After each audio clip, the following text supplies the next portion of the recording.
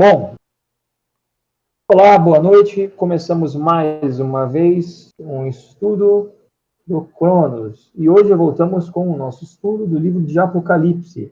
Hoje estudando o capítulo 7. Para isso, eu irei aqui compartilhar minha tela e espero que vocês entrem conforme vocês vão entrando na sala.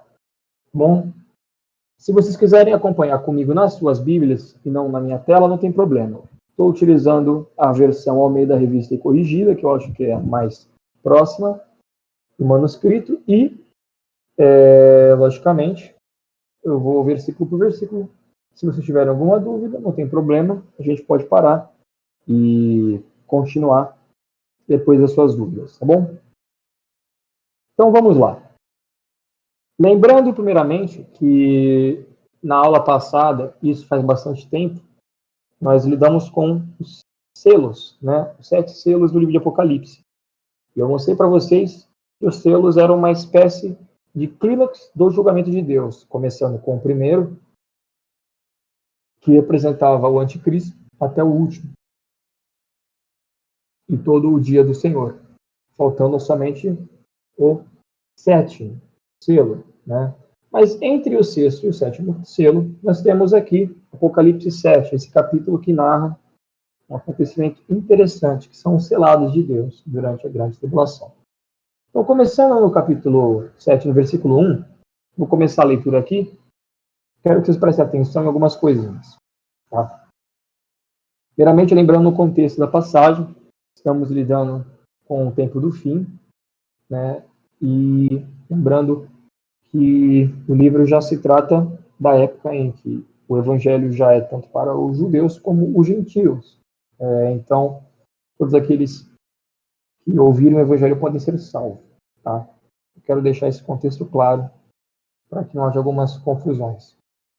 Mas vamos lá, versículo 1. E depois dessas coisas, vi 4 anjos que estavam sobre os 4 cantos da terra, retendo os 4 ventos da terra, para que nenhum vento soprasse sobre a terra, nem o mar, nem árvore alguma. Pessoal, como eu já falei para vocês, e volto a repetir, o número 4 é simbolicamente um número que aponta para as 4 direções da terra. E sempre que aparece, ele aponta para uma completa universalidade dos juízos e ações de Deus. Nesse caso, continuamos no mesmo espírito do livro de Apocalipse, ou seja, os eventos são globais. Vemos 4 anjos que são parados, né, retendo esses 4 ventos.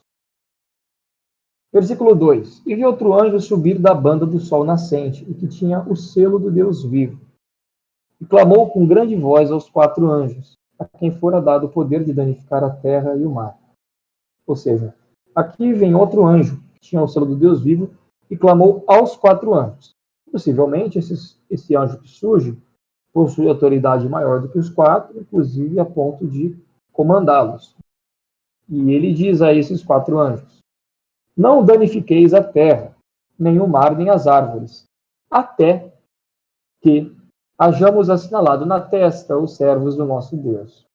E ouvi o número dos assinalados, e eram 144.000 assinalados de todas as tribos do filho de Israel. Eu quero mostrar para vocês que esse termo assinalados, em outras traduções, vem como selados. Inclusive, o mais comum é que apareça selados. Tá? E aí ele comenta desse número, que são 144.000 assinalados, né, de todas as tribos dos filhos de Israel. De qualquer forma, eu já quero mostrar para vocês uma coisa. Esse número possui um valor simbólico, isso é inegável. Né? Isso já é inegável. Mas eu vou mostrar para vocês conforme nós formos lendo. Da tribo de Judá, havia 12.000 assinalados. Da tribo de Ruben, 12.000. Da tribo de Gade, 12. Da tribo de Aser, 12. Da tribo de Naphtali, 12.000. Da tribo de Manassés, 12.000. Da tribo de Simeão, 12.000. Da tribo de Levi, 12.000. Da tribo de Issacar, 12.000. Da tribo de Zebulon, 12.000. Da tribo de José, 12.000. Da tribo de Benjamim, 12.000. Pessoal, vou perguntar para vocês. O que vocês acham que isso aqui significa? Quem daria um palpite para mim aqui na sala? Alguém teria algum palpite do que esses 144 mil se tratam e essas 12 tribos, esses 12 mil de cada tribo?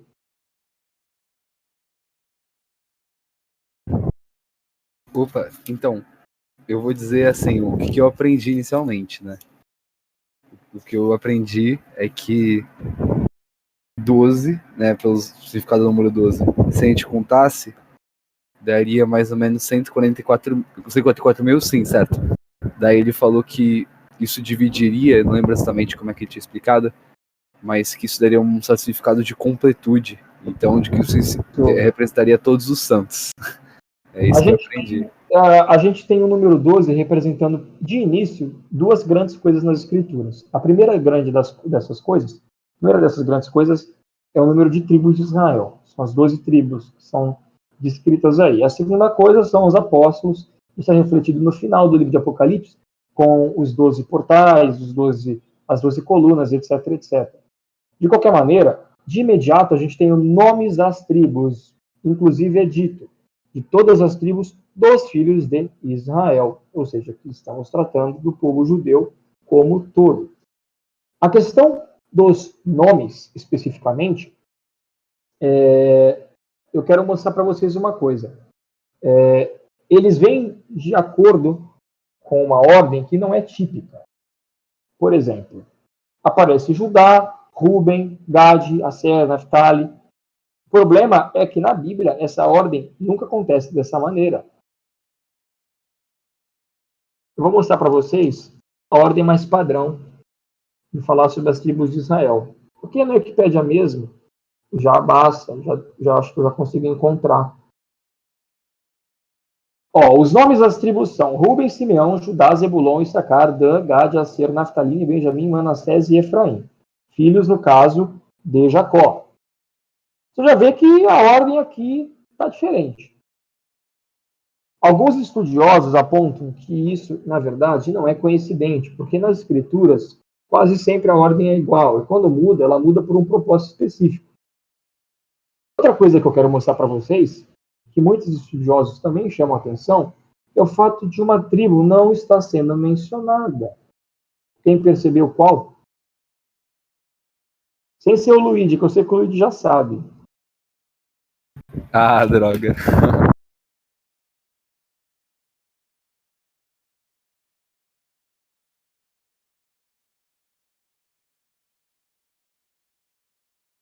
Ninguém? Sugestão? Vamos lá, temos Judá, Ruben, Gade, Aser, Naftali, Manassés, Simeão, Efraim, ok. Mais alguma? Uma curiosidade. Nessa lista que eu falei para vocês, das 12 tribos, eu não citei José, mas aqui no livro está escrito José. Porém, não lemos Efraim, o que é curioso.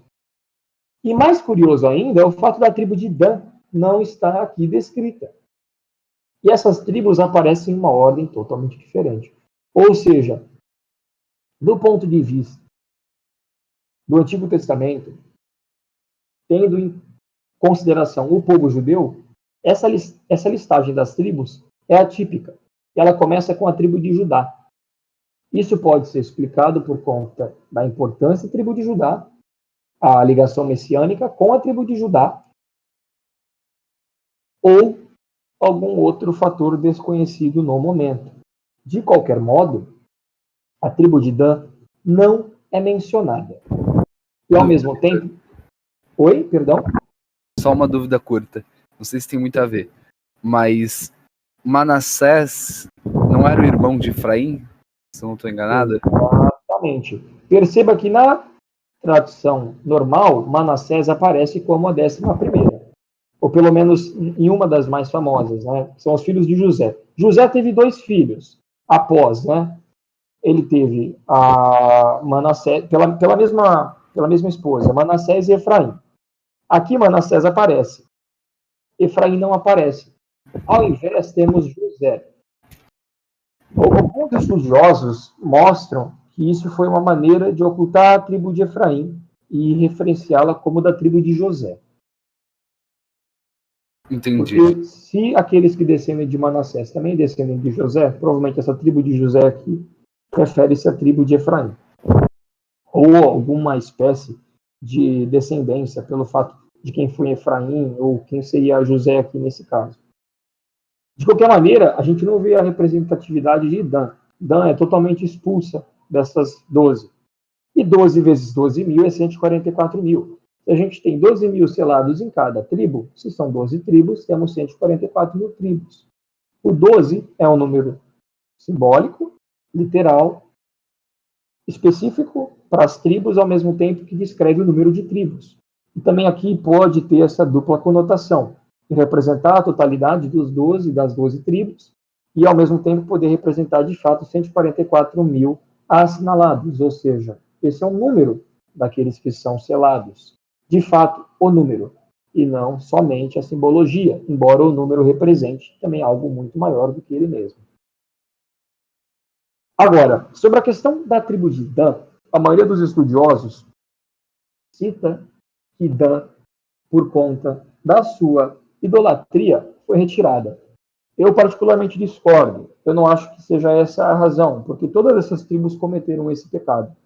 Se formos analisar cada tribo individualmente, perceberemos que todas pecaram.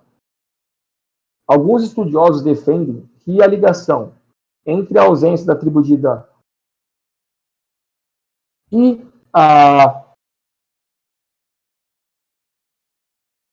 a tribo de Dan em si é mais do que apenas isso. Curiosamente, quando vamos para Ezequiel, e eu quero mostrar isso para vocês agora, Ezequiel, perdão, não 38, eu acho que é 40. Tem uma passagem aqui em Ezequiel, comenta sobre as tribos, aqui, Ezequiel 48. Curiosamente, em Ezequiel 48, há uma promessa sobre as tribos para o templo que viria do céu, né, que os judeus esperam até hoje.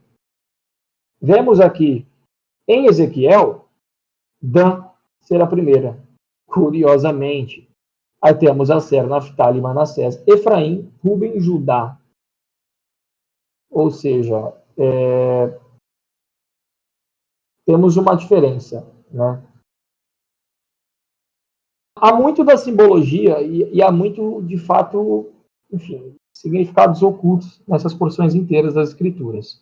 Né? Nós temos Dan, Aser, Naftali, Manassés, Efraim, Ruben, Judá, citando-se aqui nas partes extremas do norte, e aí em outras partes, outras tribos. Né? Ou seja, na profecia messiânica do templo, de Ezequiel 40 até Ezequiel 48, onde o profeta vê Israel de longe e vê o templo descer do céu, nós vemos sim Dan aparecer. A questão é, Dan talvez, possivelmente, foi isolada, talvez eliminada dessas tribos, por alguma outra razão desconhecida, ou que nós temos a especulação. Por exemplo, até mesmo aqui no Wikipédia, eu consigo pegar a profecia que foi dita em Gênesis 49, sobre essa tribo curiosa.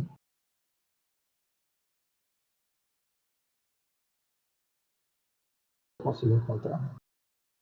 Olha, pessoal, aqui em Gênesis, no capítulo 49, no versículo 16, está escrito: Dan julgará o seu povo como uma das tribos de Israel.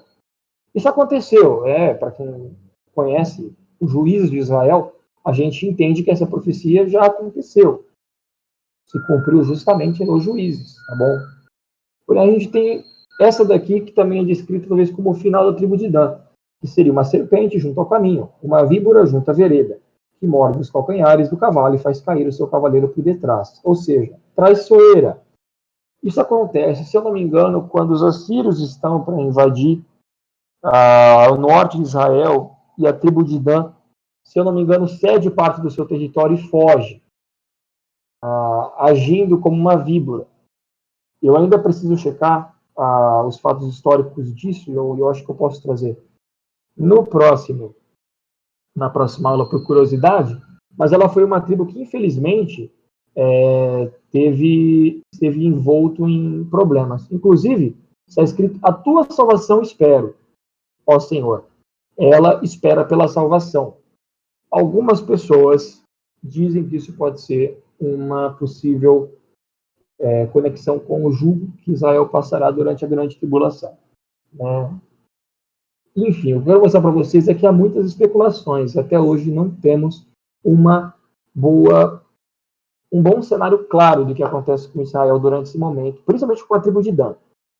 Uma teoria muito comum, não tanto hoje em dia, mas principalmente entre os pais da igreja, é que o anticristo surgiria da tribo de Dan.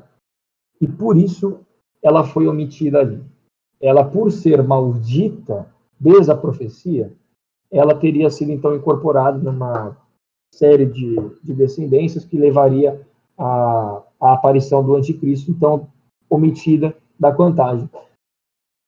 Essa teoria é bem famosa. Se eu não me engano, Irineu acreditava a respeito disso, da tribo de Dan. Luiz, você sabe se é Irineu? Agora eu não me lembro. Então, eu não vou saber te responder certinho, porque de fato, eu não me lembro disso. Mas é possível de ser ele mesmo. Não duvido que se fosse. Bom, eu posso procurar aqui rapidamente. Eu procuro em inglês. Que eu acho ele mesmo. Mais rápido. É ele? Acabei de pesquisar. Ele fala até mesmo, deixa eu só conferir a passagem bíblica. Jeremias 8,16. E faz ligação com isso sobre a omissão. Beleza, vamos lá. Vou abrir para vocês aqui.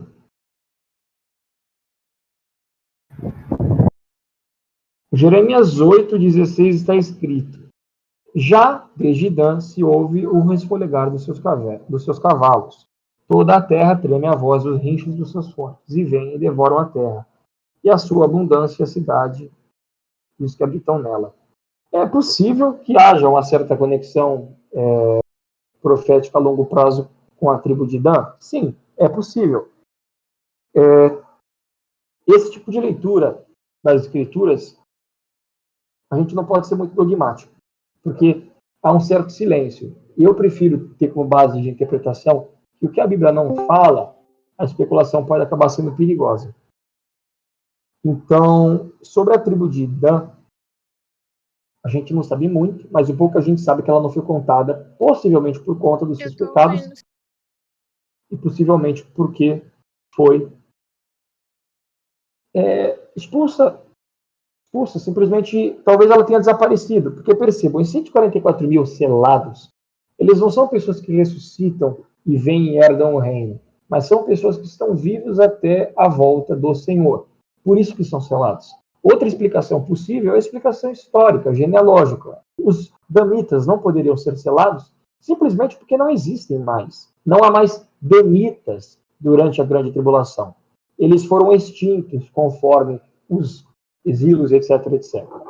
Lembrando para vocês, pessoal, atualmente a gente fala das 10 tribos perdidas. Desde os exilos que os judeus passaram, desde os, infelizmente, dos cativeiros ao longo da história, houve uma grande disseminação do povo judeu e também uma certa um cruzamento étnico que acabou dificultando hoje a identificação das tribos. Portanto, hoje nós consideramos que há 10 tribos perdidas, e são justamente essas. As que não foram perdidas, se eu não me engano, são Judá e... esqueci agora a próxima, acho que é Benjamim. Judá e Benjamim, né? Do reino de Judá. Isso, o Judá e Benjamim.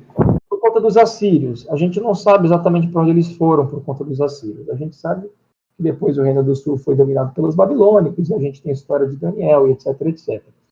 Curiosamente, Daniel, a gente tem a profecia das 70 semanas, a restauração do povo hebreu, inclui também os judeus. De qualquer maneira, pessoal, a Bíblia nunca ignora o povo judeu. Mais importante do que esses detalhes, que na minha opinião são muito especulativos, é o que está acontecendo aqui.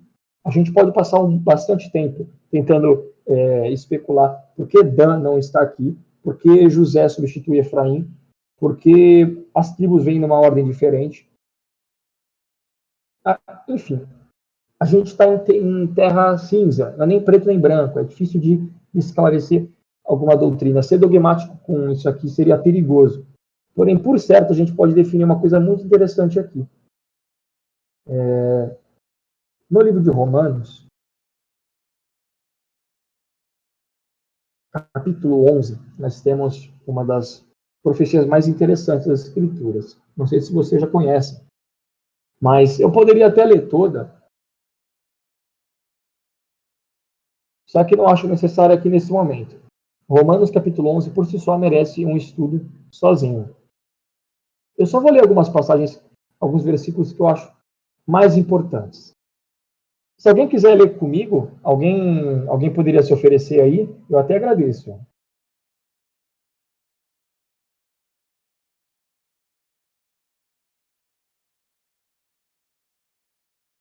Se ninguém for se oferecer, não sei. A Lídia desbloqueou o microfone. Pode ler, Lídia. Eu percebi. Só eu tô falando mesmo, então assume aí. Pode Você quer ler a ler, partir Lídia? do 1? Pode Pode ser. ler a partir do 1. Ok. Pode ler ainda. Digo, pois, porventura, rejeitou Deus ao seu povo? De modo nenhum, porque também eu sou israelita da descendência de Abraão, da tribo de Benjamim.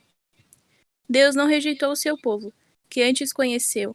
Ou não sabeis que a Escritura diz de Elias, como fala Deus contra Israel, dizendo: Senhor, mataram os teus profetas e derribaram os teus altares, e só eu fiquei, e buscam a minha alma. Mas Pode que parar, lhe pode diz... parar. Era só esses 3 versículos. Obrigado, Lídia. Daqui a pouco eu preciso que você leia mais alguns, tá? Ok. Mas, por enquanto, eu só quero mostrar o contexto. Porventura, rejeitou Deus o seu povo? Gente, a carta de Romanos fala sobre a justificação pela fé, sobre o mistério da graça. Está em contexto na carta de Romanos, e, enfim, a carta de Romanos é provavelmente a carta mais profunda das Escrituras, é muito para ser estudado. O contexto geral é a justificação. É a justificação através da eleição. Por conta da eleição, através da graça, né? Através da fé pela graça, por conta da eleição. Portanto, sabemos que somos salvos através da fé. Então, Paulo vem e diz, né, ele traz esse pensamento. Rejeitou Deus o seu povo? Ele diz isso porque a capítulos anteriores ele comentava sobre a questão dos judeus não terem alcançado a salvação, e nós conseguimos, etc, etc, etc. Mas ele vem e ele traz essa mensagem novamente. E os judeus, então, eles caíram. Como Jesus falou sobre aqueles que tropeçariam na pedra angular, né? Porventura rejeitou Deus, o seu povo? Gente, o seu povo não somos nós. A não ser que tenha algum judeu aqui na sala. Não somos esse povo. Até porque no contexto do livro de Romanos não faz sentido ele falar que Deus rejeitou esse povo, se nos capítulos anteriores somos claramente aceitos. Então, esse rejeitou o seu povo é seu povo que escolheu lá de antemão na carne, ou seja, os israelitas da descendência de Abraão. Ele, porém, ele comenta, ele é da tribo de Benjamim. E ele vem e fala, Deus não rejeitou o seu povo que antes conheceu. E é por isso que ele vem no versículo 5 e diz, ensina, assim, pois, também, agora, neste tempo, ficou um resto, segundo a eleição da graça. E ele continua, se é por graça, já não é pelas obras. De outra maneira, a graça já não é graça. Pois que o que Israel buscava não alcançou, mas os eleitos o alcançaram e os outros foram endurecidos. Deus endureceu o coração dos israelitas para que com isso o evangelho fosse pregado para os gentios. Com esse endurecimento parcial do povo judeu, eles negaram o Cristo. Cristo ressuscitou. O Cristo fez expiação pelos pecados. Os discípulos foram chamados. Os 12 apóstolos foram convocados. E o evangelho foi aberto ao povo gentil. Até hoje. Hoje é 2021, 18 de março de 2021. Vivemos nesse tempo. O tempo até a plenitude dos gentios. Esse tempo aparece em diversas escrituras, inclusive um dos evangelhos, se eu não me engano, é eu não sei se é Lucas, mas Cristo fala sobre esse tempo também. Daqui a pouco eu já procuro aqui na busca. Se alguém quiser procurando, até lá, procurando a tal da plenitude dos gentios nos evangelhos, vai me fazer um favor. Mas o que eu quero mostrar para vocês é que Paulo ele comenta sobre esse endurecimento nesse capítulo e mostra que mesmo endurecidos, o povo judeu não foi rejeitado, porém endurecido parcialmente até um tempo. Que tempo é esse? Esse tempo da plenitude dos gentios. E ele vem e fala no final: o endurecimento veio em parte sobre Israel até que a plenitude dos gentios haja entrado. Ou seja, até quando Israel vai rejeitar o Messias? Alguém tem uma resposta para essa pergunta? Até quando Israel, como povo, vai rejeitar o Messias?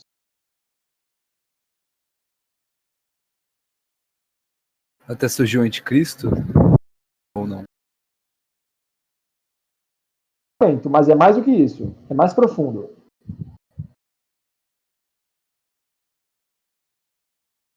Até que Deus abra o coração, não sei. Tem a ver com os gentios.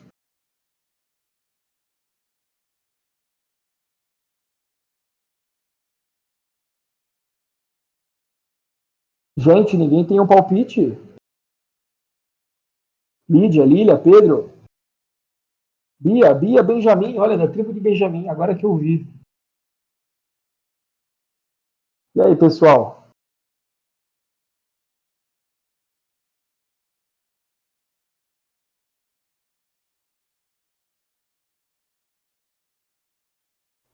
Alguns deles se salvam? Sim. Eu não tenho um palpite. Perdão?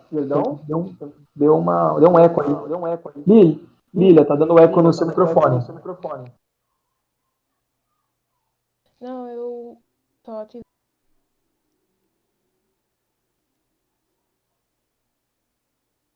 onze. Consegui ouvir muito bem. Romano. O áudio da Lília tá bom para vocês? Pra mim, não. Não, tá cortando pra gente.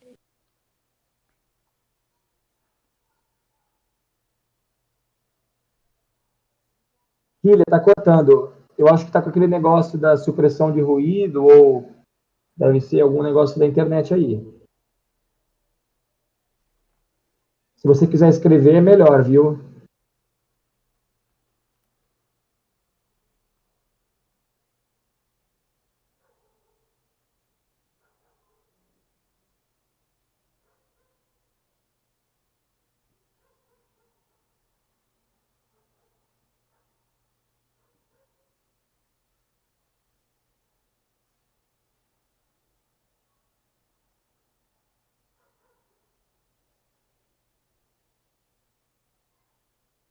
Eu acho que ela tá escrevendo, né, pessoal?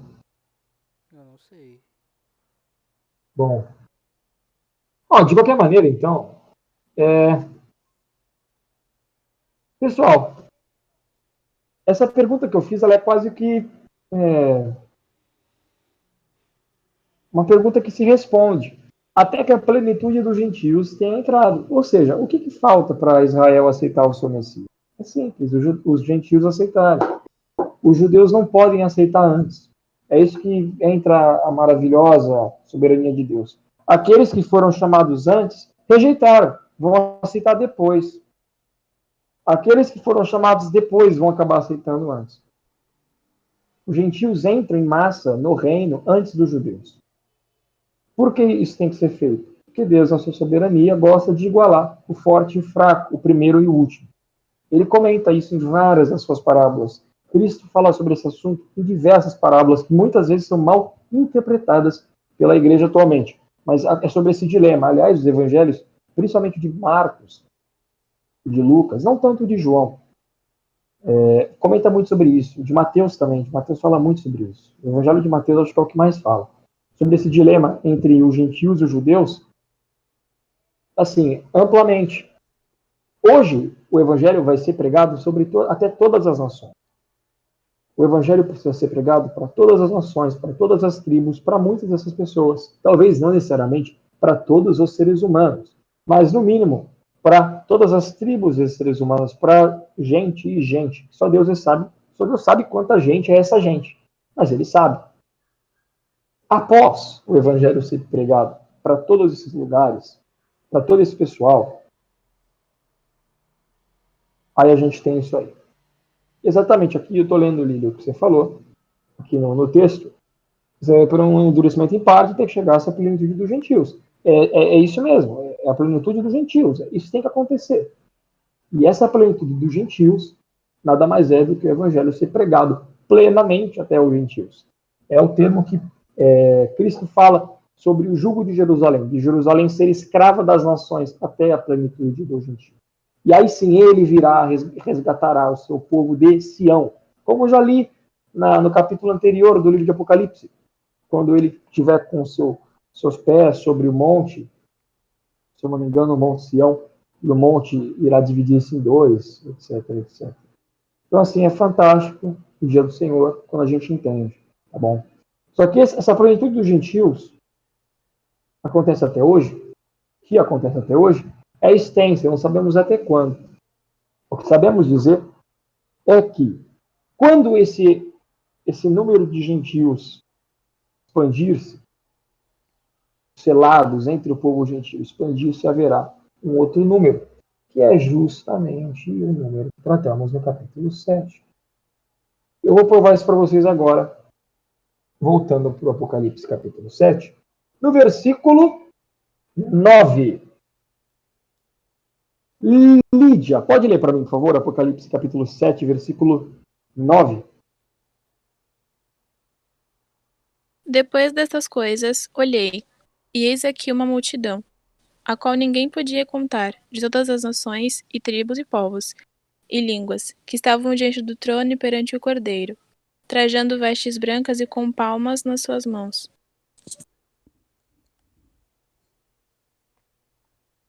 Pessoas. Eu quero que você me responda, Pedro. Agora eu vou chamar as pessoas para responderem. Responder o quê?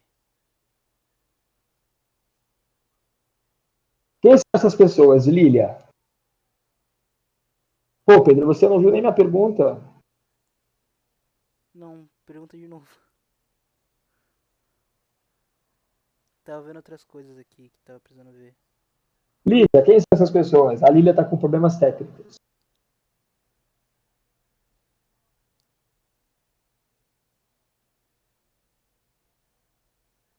Eu tô vendo que ela está desmutando o microfone.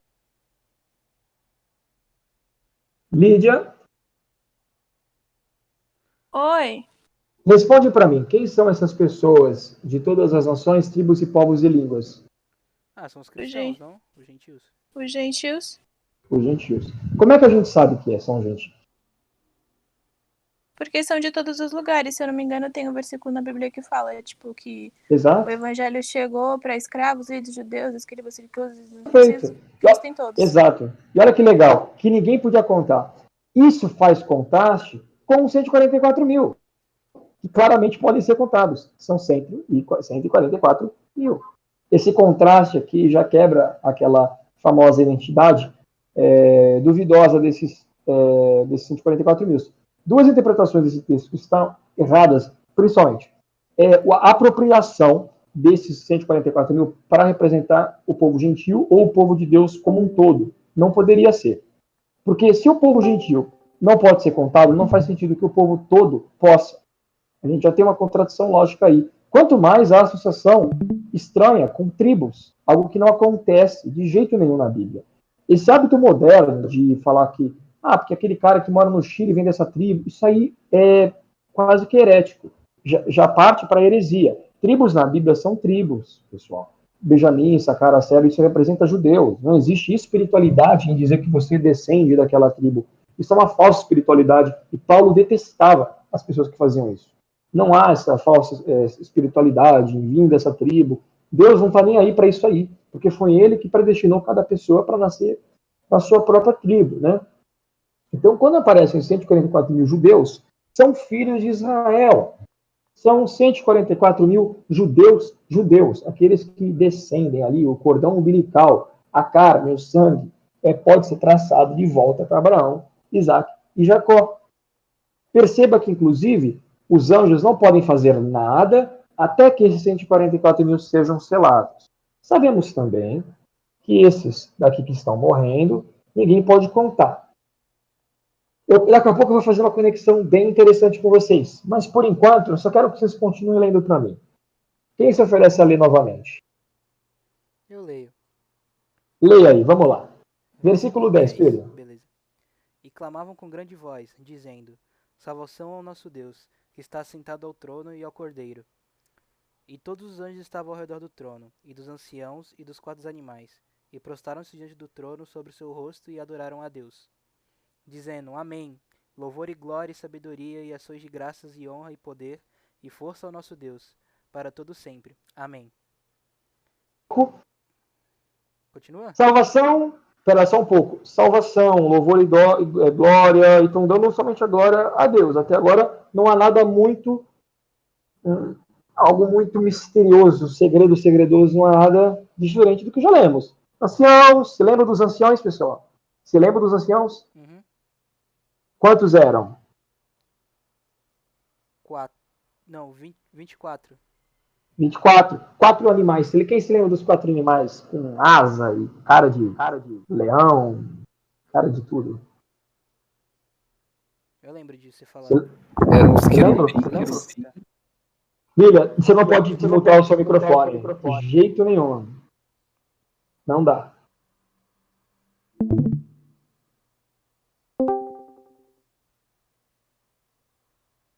Gente, peraí. Deu um bug aqui. A minha tela saiu. Voltou para vocês aí? Voltou. Sim. Tá. Ô, Lilia, eu travei seu microfone aqui para você não desmutar, tá? É porque tá com bug. Se eu falo quando você desmuta, tá dando eco, tá? Mas se você for falar alguma coisa, escreve, por favor, tá? Desculpa não ter que fazer isso, mas aqui senão não dá para ouvir mesmo. Então, pessoal, vamos lá. E um dos anciões me falou. Olha que legal. Versículo 13. Lê aí, Pedro. E um dos anciões Lê me pra mim. falou, dizendo: Eis que estão vestidos de vestes brancas. Quem são e de onde vieram? E eu disse: Pera. Volta o capítulo, pessoal. Capítulo 6. Capítulo 6. Vamos lá.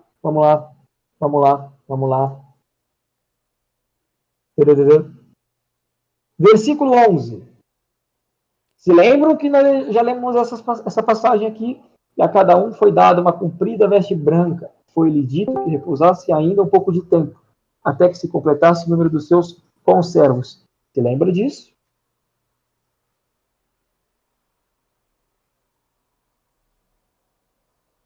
Pessoal? Eu não estava no estudo passado. Lídia. Ó, o Samuel entrou. Se lembram Sim. que eu expliquei para vocês? Versículo 10. Né? Até quando, ó verdadeiro e santo dominador, não julgas e vingas o sangue dos que habitam sobre a terra? Os mártires estão clamando durante a grande tribulação.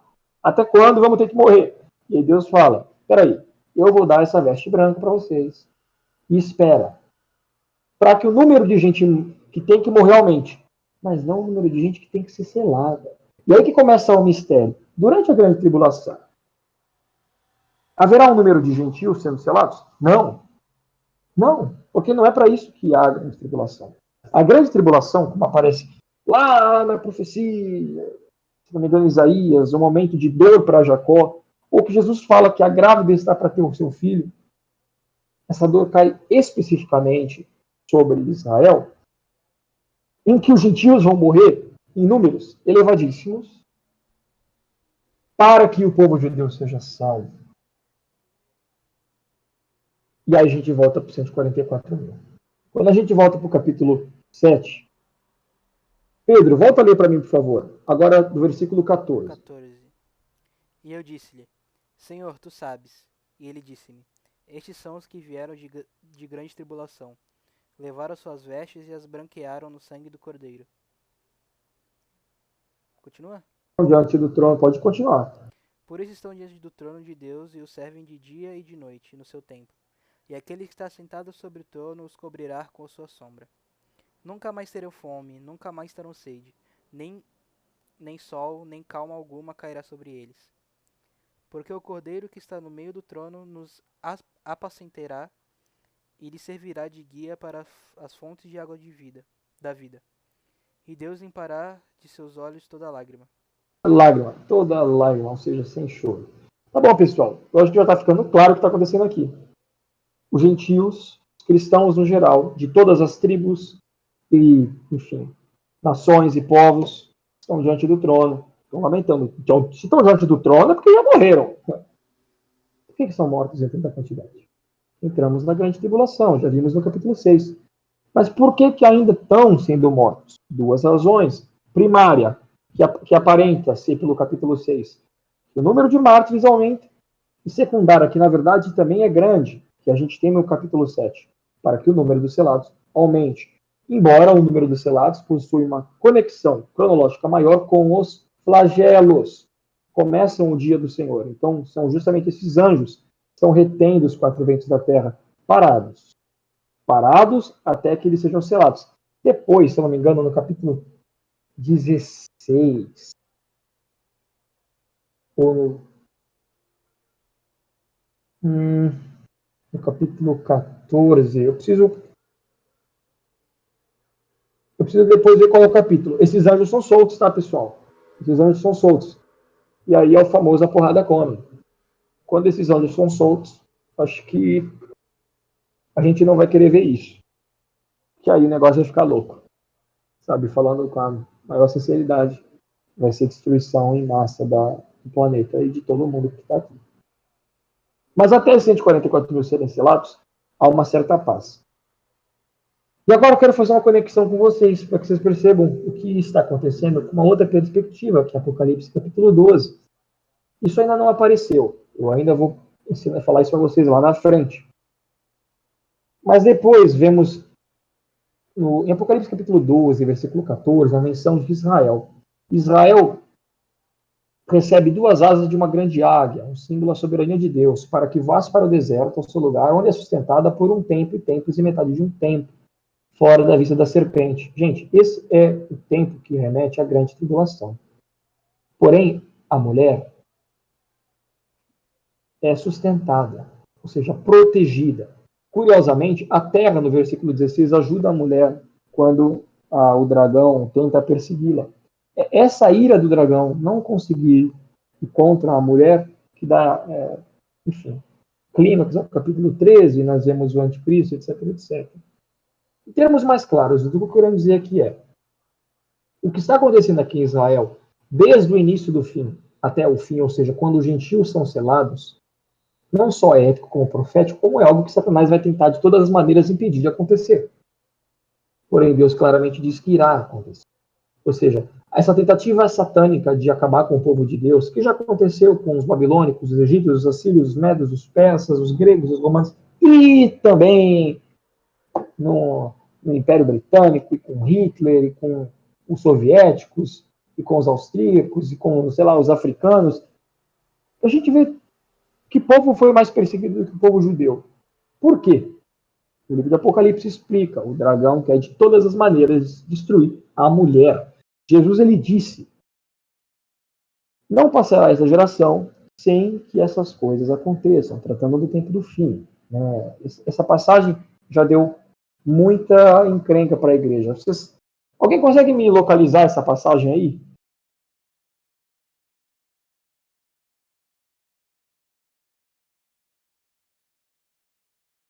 Enquanto eu estou procurando aqui É uma outra Lucas 12 coisinha. isso?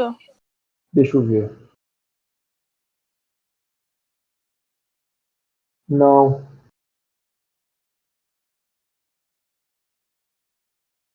Não. Espera aí. Se alguém conseguir encontrar antes. É Lucas 21. Em verdade vos digo que não passará esta geração até que tudo aconteça. Quando estudamos mais a fundo essa palavra geração, que na Bíblia ela vem da palavra Contrário. gênero. Oi? 12 é o contrário. Foi mal. 21, exatamente. Essa palavra geração, na verdade tem um significado em gena, é muitas vezes utilizado na Bíblia para se tratar dos pais, dos filhos e dos netos, ou seja, de uma geração, não aquela que vive, mas o sangue de uma pessoa, de uma tribo, né? No caso, aos judeus. Cristo, ele incita que esta geração não passará até que todas essas coisas aconteçam. Mas a geração é justamente a geração que ele retrata aqui. A geração que ele está em frente, a geração que, se não me engano, no capítulo anterior, ele também utiliza essa palavra. Quer ver? Eu não sei se é nesse capítulo ou se é no mesmo. Eu sei que, acho que mesmo no livro de Lucas, ele utiliza essa palavra para falar da geração ímpia. Essa geração é uma geração ímpia, que pede sinais. Esse termo ele é muito utilizado. Achei isso aqui, 17. Mas primeiro convém que ele padeça muito e seja reprovado por esta geração. É esta geração que está falando aqui. Quem é esta geração? Não é reprovado, ele foi pelos judeus, entendeu? O reino de Deus vem de início e é reprovado, é rejeitado pelo povo judeu. E essa geração que rejeita a Jesus é justamente essa que vai permanecer até o tempo do fim, para que seja salvo. E a sua rejeição é parcial. Eles rejeitaram por um propósito. Voltando para Romanos 11, como eu havia dito, quem pode ler para mim? Agora, versículo 25 e 26, de Romanos 11. Romanos 11, versículo 25 e 26. Quem pode fazer esse favor? Vou ler. Porque não quero, irmãos, que ignoreis este segredo, para que não presumais de vós mesmos, que o endurecimento veio em parte sobre Israel, até que a plenitude dos gentios haja entrado. E assim todo Israel será salvo. Como está escrito, de Sião virá o libertador e desviará de Jacó as impiedades. Pode continuar, na verdade. E este será o meu concerto com eles, quando eu tirar os seus pecados. Assim que, Verdade. quanto ao evangelho... Agora você pode já parar. Obrigado, Lídia. Eu só quero mostrar uma coisa aqui para vocês. Quando eu tirar os seus pecados. Gente, logicamente, os pecados já foram expiados, mas não foram removidos até hoje. Não só o mundo inteiro peca, quanto muito mais Israel, né, que até hoje rejeita-se contra o seu próprio Messias. É cronologicamente igual ao que acontece, e é por isso que a gente tem que ser cauteloso aqui, porque são muitas passagens falando do mesmo evento. Ao que vemos em Daniel capítulo 9.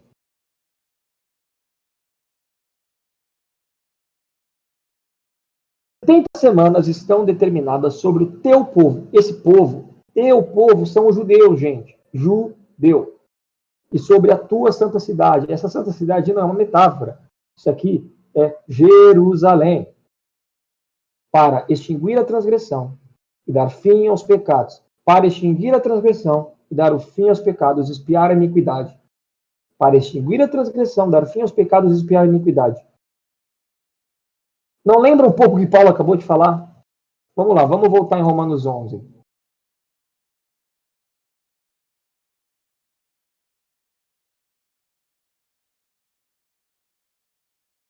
Desviará de Jacó as impiedades, e este será o meu concerto com eles quando eu tirar os seus pecados.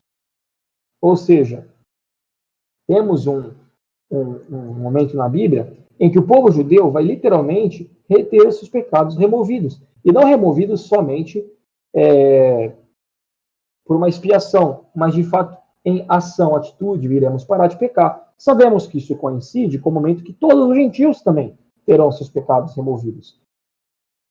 Que é o momento que a ressurreição dos mortos acontece. Esse momento é o momento que provavelmente nós deveríamos mais esperar. É o momento que receberemos corpos novos, corpos glorificados, corpos que não pecam, corpos que não habitam o pecado. Por conta do pecado original, os nossos corpos estão escravos. Então, por mais que Cristo tenha nos libertado, no nosso espírito, Infelizmente, a nossa alma, que comanda o nosso corpo, é presa ao corpo. A alma, que é escrava do corpo, está contaminada por conta do corpo. E é por isso que nossos pensamentos são errados, nossas atitudes estão erradas, porque o pecado permanece no corpo. Então nós já fomos libertos, estamos sendo libertos e seremos libertos. Quem fala sobre isso é R.C. Sproul. Esperamos o momento final da redenção dos cristãos, a redenção corpórea, a redenção final e efetiva, na qual nós, finalmente, teremos toda a escravidão do pecado expulsa. Atualmente, ainda possuímos pecado no corpo. Isso Cristo ainda não nos libertou. Mas prometeu que irá. E é esse momento que nós devemos ansiar. A ressurreição dos mortos, a reunião dos santos com Cristo nos céus, os corpos glorificados. E o mais importante, o momento que os pecados serão extintos. A transgressão será extinta, como está escrito em Daniel. Curiosamente, por mais que essas semanas estejam se tratando do povo judeu, e o cronológico seja sobre eles, como nós fomos enxertados na oliveira, hoje essa semana também se trata sobre a gente. Então, o que vocês precisam entender é que as promessas são para Israel. E Israel somente. Porém, nós, gentios, entramos em Israel. Então, por isso que os gentios não recebem a promessa. Os gentios fora de Israel. Mas como pode um gentio entrar em Israel? Através da fé. Todo cristão, gentio, que crê, esse sim é o verdadeiro filho de Abraão. E é esse que Paulo está falando lá em Romanos 11. Esses são os verdadeiros pertencentes a Israel. São esses que realmente vão ter com Abraão, Isaac e Jacó as promessas. Esses que vão provar da glória de Deus final, né, em toda a sua magnitude quando Cristo voltar. Por conta da fé. A justiça é somente da fé. Então, tanto os israelitas que negaram, quanto os gentios que não se importam, estão fora dessa promessa. Nós, porém, gentios, e eu acho que não tem nenhum judeu aqui, tanto nós gentios como os judeus que ainda hão de voltar para Cristo, no final, receberemos essa promessa, pela sua misericórdia. E ele faz isso porque ele quer executar a sua misericórdia, como está escrito em Romanos capítulo 11, no versículo 32. Porque Deus encerrou a todos debaixo da desobediência para com todos usar de misericórdia. Primeiro, os gentios desobedientes. Depois, os judeus desobedientes, para que os gentios fossem salvos e os judeus, por conta dos ciúmes, sejam salvos no final. É tipo aquele maestro que deixa o grande finale. Está aí a salvação do povo judeu durante a grande tribulação. E deve acontecer no meio de dores. Deus quer que seja assim. Ah, mas por quê? Aí a gente tem a resposta. Quão insondáveis são os seus juízos e inescrutáveis os seus caminhos. Não podemos questionar o porquê ele deseja que seja assim, né? Mas da mesma maneira como os judeus vão sofrer, nós também iremos sofrer. De qualquer maneira, pelo livro de Apocalipse, não sabemos o destino desses 144 mil. Não sabemos se eles são martirizados, não sabemos se eles são protegidos, não sabemos se eles possuem algum tipo de proteção sobrenatural a mais do que os gentios. Sabemos, porém, que possuem um certo cuidado maior, no mínimo, até serem selados. Se após serem selados são mortos junto com os gentios, isso é possível, provável, mas não explícito. E tudo que é implícito, como novamente eu digo, devemos lidar com cautela. Ok? De qualquer maneira, o destino físico dos judeus é o que está em questão. É o destino espiritual. Fielmente esperaram em Cristo serão remidos, assim como os gentios que também esperaram por Cristo. Alguma dúvida até aqui, pessoal? Vocês estão conseguindo entender o que é que está acontecendo nesse capítulo? O que é que está acontecendo durante essa grande tribulação? Quem é que está sendo salvo aqui? Alguém alguma dúvida sobre isso aqui? Eu tenho uma dúvida. A minha dúvida é a seguinte. Eu não sei se eu perdi no meio do estudo essa resposta, mas eu fiquei pensando. Esses 144 mil seriam salvos na grande tribulação. Eles só começam a ser contados a partir daí. Então, tipo assim, Boa pergunta. Boa, ótima pergunta. Todos os outros judeus messiânicos ou coisa assim que se convertam antes da grande tribulação não estão inclusos. Essa é a minha dúvida. Então, você tem uma boa pergunta e isso não tem um consenso. Não sabemos se eles começam a ser salvos com o início da semana, da última semana, ou se são, de fato, passam a ser salvos somente a partir da metade da semana. Assim como também existe uma certa dúvida em relação ao aparecimento das duas testemunhas. Se é na metade inicial da semana ou se é na segunda metade. É difícil de ser explícito, aparentemente falta detalhes. Mas por certo, se a gente olhar aqui, eles aparecem no mesmo momento em que a gente vindo da grande tribulação. Então, por certo, eles são contados até a grande tribulação. Se passam a ser contados a partir da grande tribulação, não se sabe.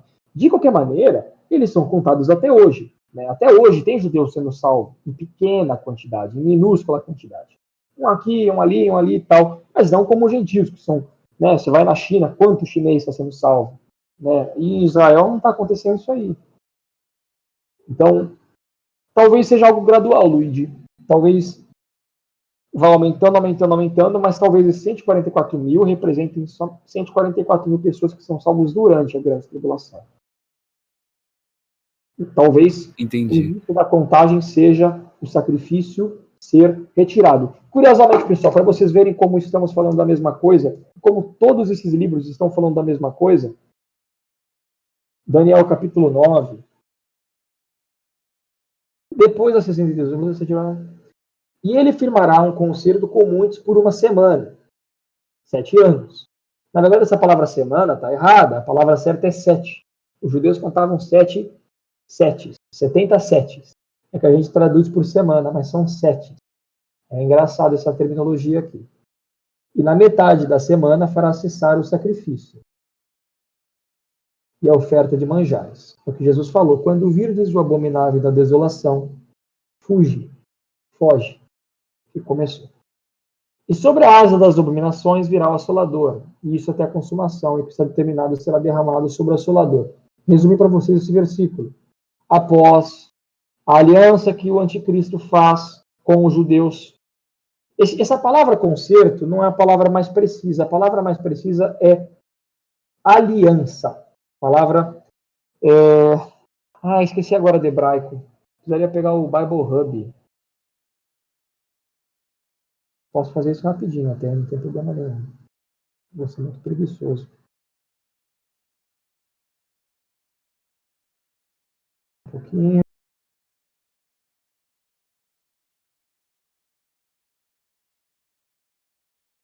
Tá em inglês, mas o que importa é vocês verem isso aqui, ó. Beri, que aparece sempre como aliança. Ó. Aliança entre o povo e Abraão, uma eterna aliança, uma aliança entre eu e a terra, uma aliança. É sempre a aliança entre alguém, mas principalmente entre Deus. Olha, vocês estão vendo aqui a palavra Lord, que é Deus em inglês, né? E como ela aparece junto dessa palavra, Beri.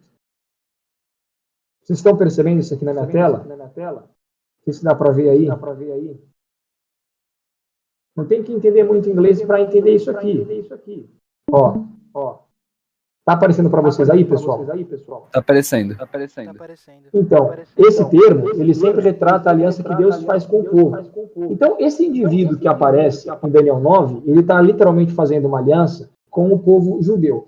Inclusive, essa palavra lá, rabim, é a mesma palavra que aparece em Isaías 53. Irá justificar a muitos. O servo sofredor. Exatamente esse rabim, os muitos, justificar pelas suas iniquidades. É a mesma palavra que aparece em Daniel. Então, qual que é o centro da semana de Daniel? Aparece um impostor.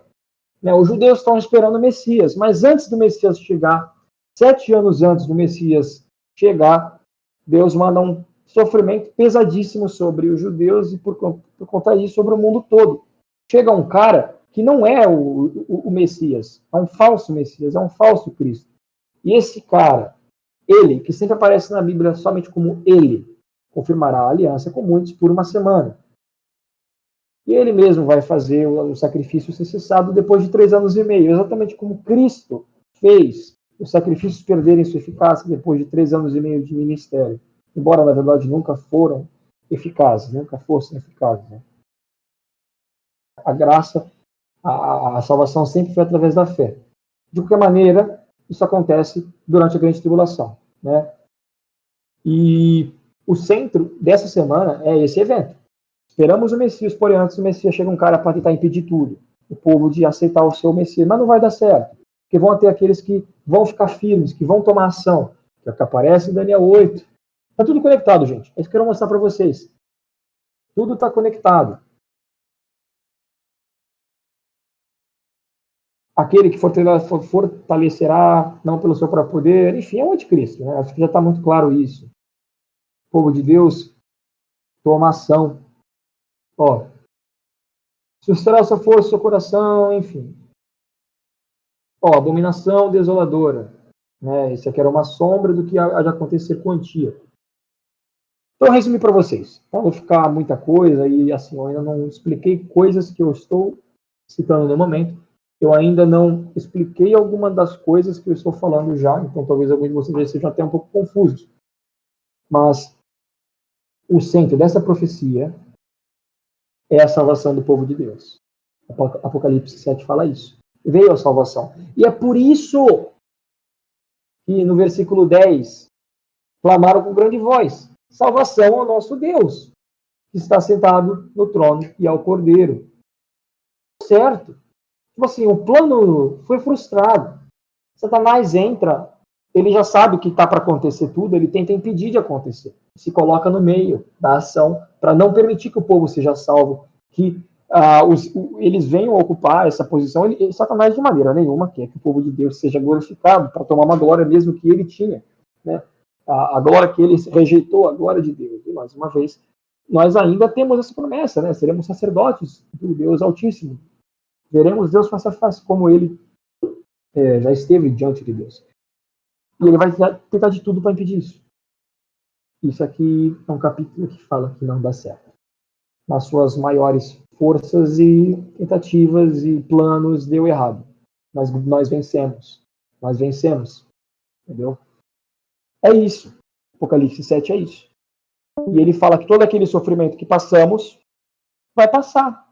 Deus limpará de seus olhos toda lágrima. Algo que aparece lá na frente, no finalzinho do livro de Apocalipse. Em Apocalipse 21. E Deus limpará de seus olhos toda lágrima. Entenderam, gente? Alguma dúvida?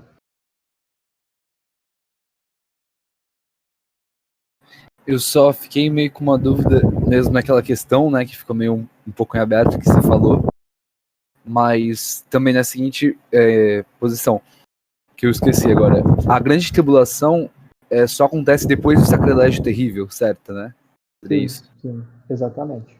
E aí seria depois disso que talvez, né, como você tinha comentado nisso, a tribo de Dan já estaria extinta.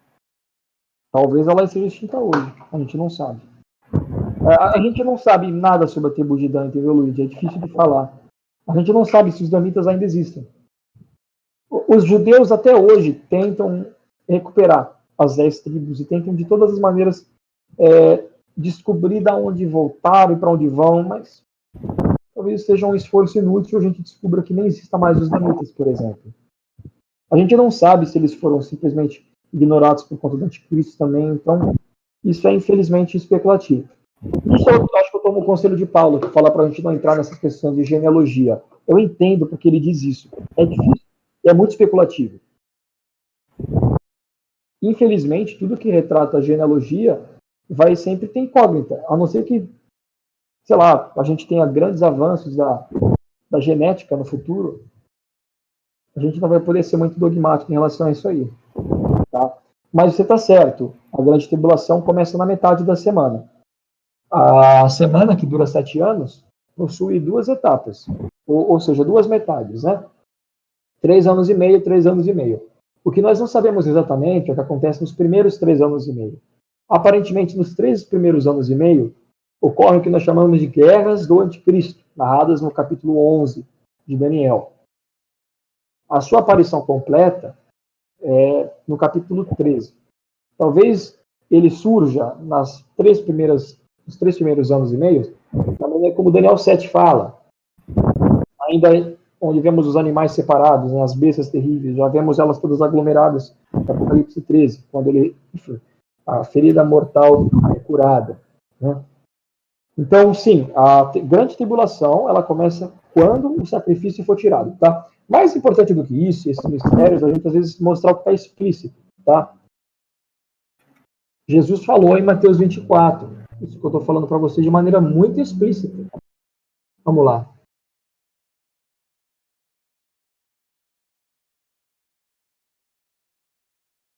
Haverá grande aflição, como nunca houve desde o princípio do mundo até agora, nem tampouco haverá jamais. Mateus 24, versículo 21. É a mesma coisa que Daniel fala. Olha lá, pessoal. No capítulo 12. Tá ruim essa pesquisa aqui, cara. Tudo errado. No início do versículo 1. Quem quer ler para mim isso aqui? Quem está atento aí? Eu leio. Lê para mim, Lídia, versículo 1. Daniel 12, versículo 1. E naquele tempo se levantará Miguel, o grande príncipe, que se levanta pelos filhos do teu povo. E haverá um tempo de angústia, qual nunca houve, desde que houve nação até aquele tempo. Mas naquele tempo livrar-se-á o teu povo, todo aquele que se achar escrito no livro. Pronto, é só isso. Tanto judeu como gentil seremos salvos. E esse tempo, o tempo de angústia, que nunca houve desde que houve nação até aquele tempo. É esse tempo que é dito sobre Jacó. Deixa eu ver se eu consigo encontrar a profecia de Jacó. É Jeremias 30. Eu precisava falar dessa profecia aqui. Jeremias 37. Alguém lê para mim, por favor? Jeremias capítulo 30, versículo... Eu leio. Aliás, a partir do versículo 6. A partir do versículo 6. Isso. Perguntai, pois, e vede se um homem tem dores de parto. Por que, pois, vejo a cada homem com as mãos sobre os lombos? Como aqui está dando a luz? E por que se tem tornado macilentos todos os rostos? Ah, porque aquele dia é tão grande, que não houve outro semelhante, e é tempo de angústia para Jacó. Ele, porém, será salvo dela. Oi. Pronto. Pronto? Pode continuar. Não, você pode continuar. Tá. Porque será naquele dia, diz o Senhor dos Exércitos, que eu quebrarei o seu jugo de sobre teu pescoço e quebrarei as tuas ataduras, e nunca mais se servirão dele os estranhos, mas servirão ao Senhor seu Deus, como também a Davi, seu rei, que lhes levantarei. Pronto, pode parar. É grande tribulação aí, pessoal. Desde Jeremias eu já estou falando desse momento, que Jacó teria muita angústia. Jacó, tipologia para todos que descendem de Jacó. Tá bom? As 12 tribos dos judeus. Mas também sabemos que nós, gentios, fomos enxertados nas promessas. Então a ideia é, o reino, a tribulação, o anticristo, tudo isso aí é para os judeus. Sim, é para os judeus. Mas veio Cristo e ele mostrou, tá, mas tudo também é para os gentios. Ou seja, compartilhamos, dividimos. O que eles recebem, a gente recebe. Vamos ter o reino? Vamos ter o reino.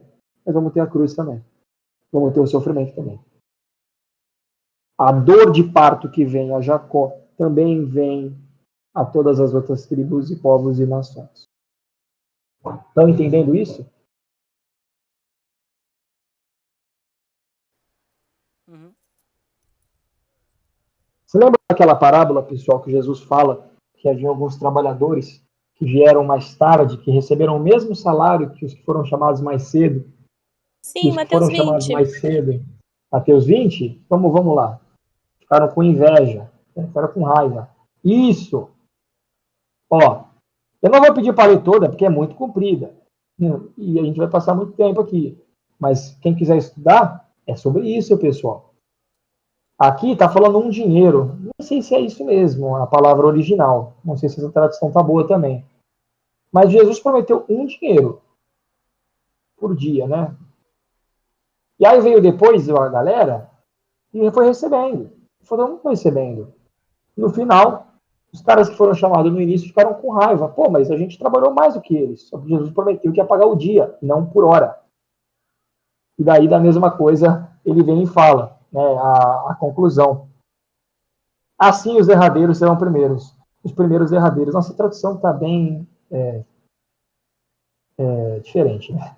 Assim os últimos serão primeiros, e os primeiros os últimos, porque muitos são chamados, mas poucos escolhidos. Isso aqui é sobre os judeus, gente. Nós somos os trabalhadores da última hora. Nós somos esses trabalhadores que são chamados nesta última hora. Tá? Há também, a propósito, judeus que são chamados na última hora. De qualquer maneira, todos esses que são chamados na última hora vão entrar. Da mesma maneira como nós já fomos. Então, não é melhor Paulo do que Timóteo, do que Paulo de Osasco e Timóteo ali de São Vicente, de hoje em dia. Não é melhor o grande rabino de Israel na época de Jesus do que o rabino que vai estar em Israel quando Jesus voltar. Não há essa ordem de autoridade, uma ordem de superioridade.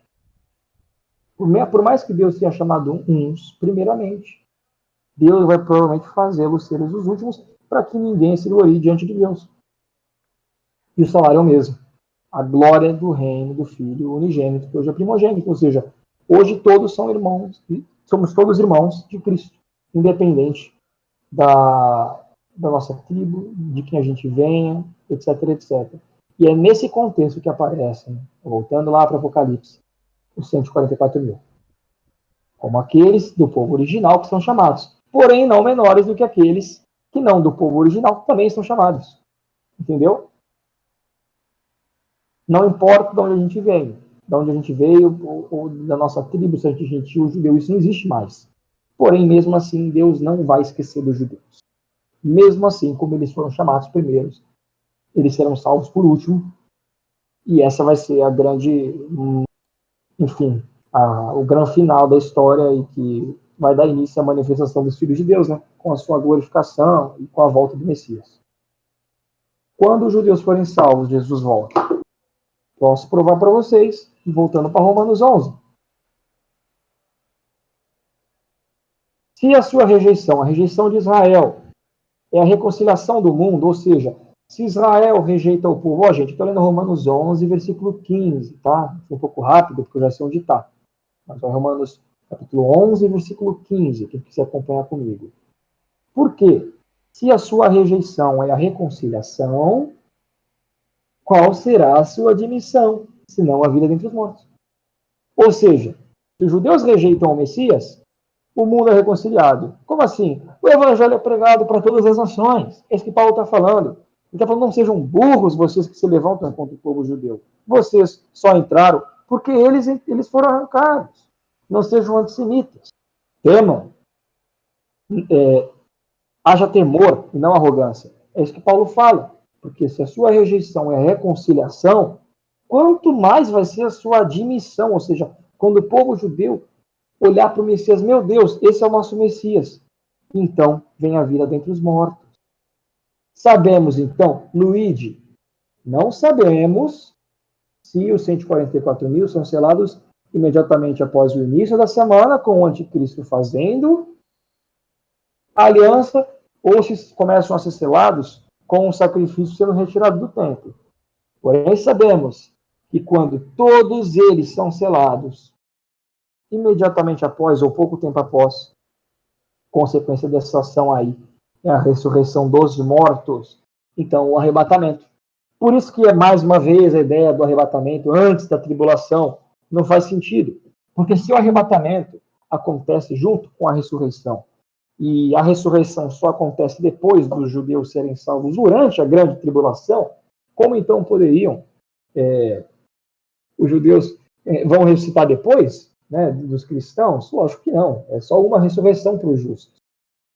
Não tem essa divisão aí de judeu e gentio. Então sabemos que quando os 144 mil forem selados, esperamos a ressurreição. Nosso Messias chegou. Tudo bem, pessoal? Tranquilo. É isso, Melhor. tá? Apocalipse 7 nada mais é do que isso. Conseguem entender porque a visão, às vezes até muito difundida, desses 144 mil representarem algo genérico está errada? Uhum. Deu pra entender. O povo de Deus como totalidade é representado no versículo 9. E é impossível de ser contado. Esses aqui podem ser contados justamente porque estão sendo separados para isso. 12 vezes 12 mil. Tá? Então, gente, os judeus são melhores do que a gente? Não. Os gentios são melhores do que os judeus? Não. Os judeus já fizeram besteira? Sim. Os gentios já fizeram besteira? Sim. Quem que vai ser responsável pela aparição do anticristo? De início, os judeus? Sim.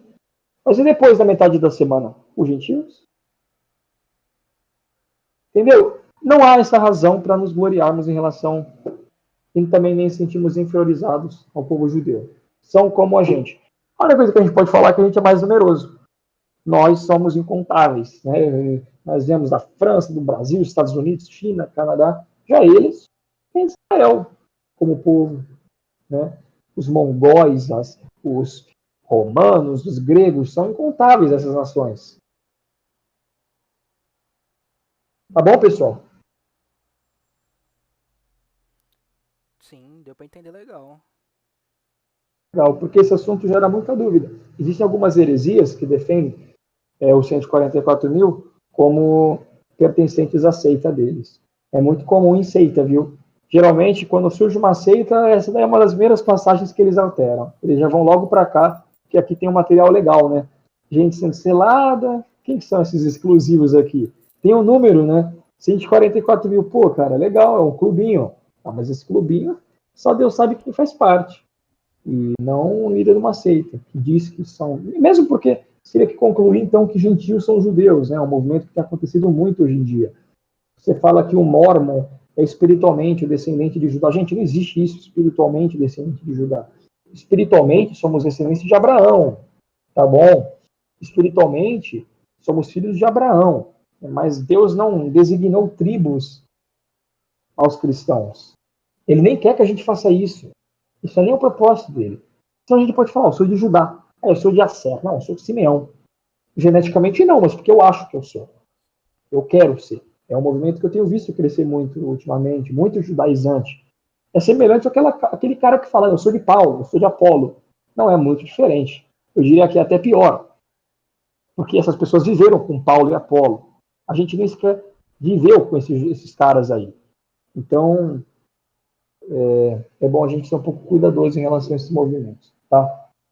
Mas, de qualquer maneira, eu já falei o suficiente. Eu acho que, como aula, a nossa aula já está completa. Os próximos capítulos, capítulo 8, capítulo 9, são interessantes, mas não tanto, talvez, quanto esse de hoje.